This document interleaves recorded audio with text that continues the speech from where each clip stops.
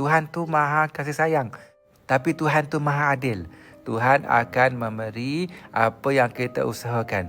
Kalau kita usahakan yang baik-baik, seronok, berkasih sayang, fikir positif, gelak-gelak, berusaha, pasti kita dapat kenikmatan, keseronokan, kebahagiaan, kejayaan. Sebab kita tanam benda tu. Tapi kalau awak tanam negatif, hasad dengki, adu domba, bergaduh, kebencian, trauma, geram, hasad dengki, awak akan dapat keburukan. Hasad dengki, bergaduhan, krisis, konflik sampai awak sakit, depression, anxiety. Kita dapat apa yang kita usahakan. Kita dapat apa yang kita tanam. Everything has a consequences. Itu dipanggil hukum tanam dan tuai.